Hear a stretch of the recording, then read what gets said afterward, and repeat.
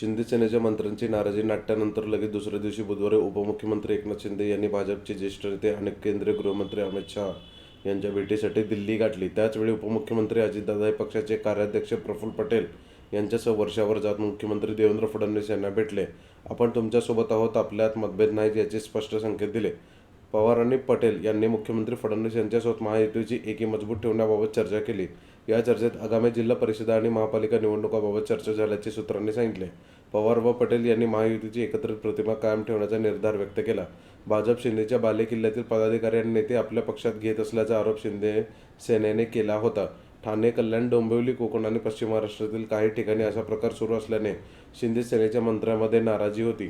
त्यानंतर शिंदे सेनेच्या मंत्र्यांनी मंत्रिमंडळ बैठकीवर बहिष्कार टाकला होता.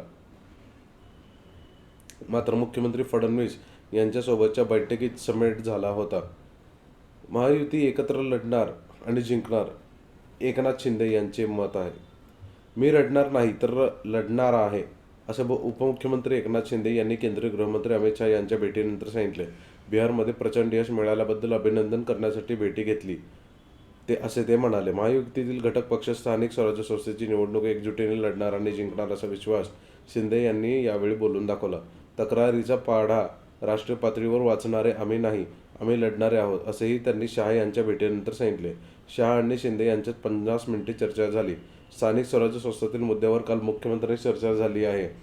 महायुतीच्या एकजुटीला गालबोट लागणार नाही याची काळजी घेऊ, यावर काल मतैक्य झाल्याचेही शिंदे यावेळी म्हणाले. रवींद्र चव्हाण यांच्याबद्दल तक्रार केली का, असे त्यांना पत्रकारांनी विचारले असता ते म्हणाले, हा विषय काल संपला आहे आणि तो विषय गांभीर्याने घेण्यासारखा नाही. महाराष्ट्रातील निवडणुकांमध्ये विजयासाठी आपण लक्ष घाला, अशी विनंती त्यांनी शहा यांना केल्याचे कळते.